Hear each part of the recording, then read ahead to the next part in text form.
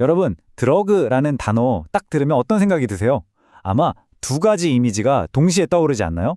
오늘은 바로 이 단어가 가진 아주 다른 두 개의 길, 그 이야기를 한번 따라가 보려고 합니다. 이러보세요. 생명을 구하기도 하고 파괴하기도 한대요. 아니 어떻게 단어 하나가 이렇게 정반대의 의미를 동시에 가질 수 있는 걸까요? 정말 신기하지 않나요? 이게 바로 오늘 우리가 파헤쳐볼 이야기의 핵심입니다. 바로 이거예요. 한쪽에서는 우리 병을 고쳐주는 고마운 의약품인데 다른 쪽에서는 사람을 망가뜨리는 무서운 마약이 되는 거죠. 정말 빛과 그림자 같지 않나요? 하나의 단어 안에 완전히 다른 두 세상이 들어있는 셈입니다. 자, 그럼 이 두 얼굴을 가진 단어, 그 속을 한번 제대로 들여다볼까요? 우선 이 단어가 원래 무슨 뜻이었는지, 어디서부터 시작됐는지부터 파헤쳐 보겠습니다. 사전을 딱 찾아보면요. 이 단어의 이중성이 그냥 바로 보여요. 첫 번째 뜻은 병을 치료하는 물질. 근데 두 번째 뜻은 해로운 영향을 미치는 불법 물질. 와, 정말 극과 극이죠? 이렇게 완전히 다른 두 가지 의미가 한 단어 안에 같이 있다는 게 참 흔한 일은 아니거든요. 바로 이 정의에서부터 우리의 이야기가 시작되는 겁니다. 근데 진짜 재밌는 건 뭔지 아세요? 이 단어의 시작은 완전 달랐다는 거예요. 원래는 그냥 말린 약초라는 뜻이었대요. 좋고 나쁨, 이런 가치 판단이 아예 없는 아주 중립적인 단어였던 거죠. 도대체 시간이 흐르면서 무슨 일이 있었길래 이렇게 극단적인 두 얼굴을 갖게 된 걸까요?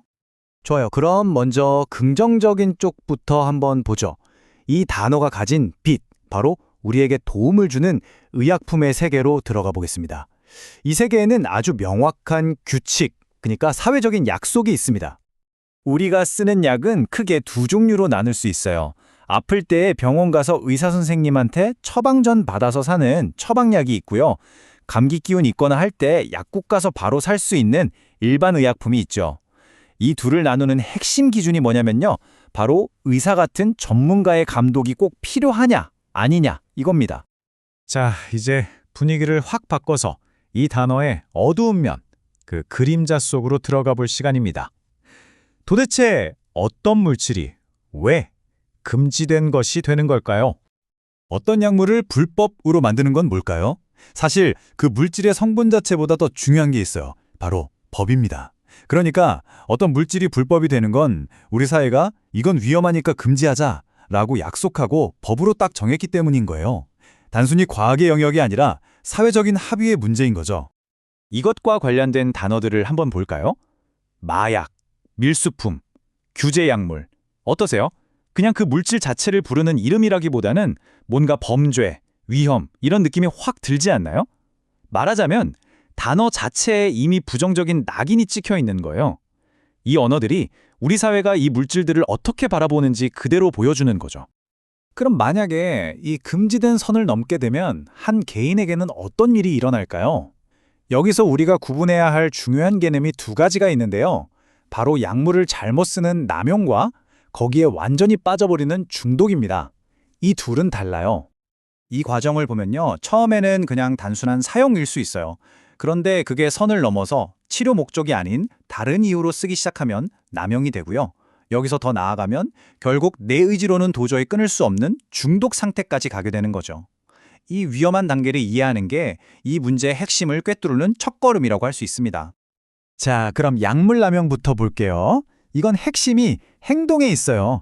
그러니까 약을 원래 목적이 아닌 다른 데 쓰거나 너무 많이 쓰는 거죠. 이건 어디까지나 의도적인 선택이고 행위라고 볼 수 있어요. 그런데 약물 중독은 차원이 달라요. 이건 행동을 넘어선 일종의 상태거든요. 더 정확히 말하면 질병에 가깝습니다. 내 의지만으로는 컨트롤이 안 되는 거예요. 뇌 자체가 변해버린 거죠. 자, 다시 정리하면 남용이 위험한 행동이라면 중독은 그 결과로 만들어진 통제불능의 상태다. 이렇게 이해하시면 됩니다. 자, 그럼 이제 다시 시야를 좀 넓혀볼까요? 우리 사회는 이 불법 약물 문제에 대해서 어떻게 반응하고 또 어떤 시스템으로 대응하고 있는지 한번 살펴보겠습니다. 모든 불법적인 것들에는 그걸 퍼뜨리는 유통망이 있기 마련이죠. 우리가 흔히 마약상 또는 밀매업자라고 부르는 사람들이 바로 이 위험한 생태계에서 공급책 역할을 하는 겁니다. 결국 이 사람들 때문에 한 개인의 문제가 사회 전체의 문제로 퍼져나가는 거고요. 그리고 사회는 약물 검사라는 걸 통해서 이 문제를 관리하기도 해요. 이게 단순히 약을 썼나 안 썼나 확인하는 걸 넘어서요. 예를 들어 직장이나 스포츠계처럼 공정함이 정말 중요한 곳 있잖아요. 그런 곳에서 최소한의 룰을 지키게 만드는 일종의 안전장치 같은 역할을 하는 거죠. 그리고 이건 그냥 막연한 걱정이 아니에요. 실제로 우리 사회의 안전과 직결되는 문제입니다. 여기 자료를 보면 최근 몇 년 사이에 약물 관련 범죄가 늘었다고 하잖아요. 이래서 이게 더 이상 남의 일이 아니라 바로 우리 모두의 문제라고 하는 겁니다. 자, 지금까지 좀 어두운 이야기를 했는데요. 이제는 희망에 대해서 이야기해 볼 시간입니다.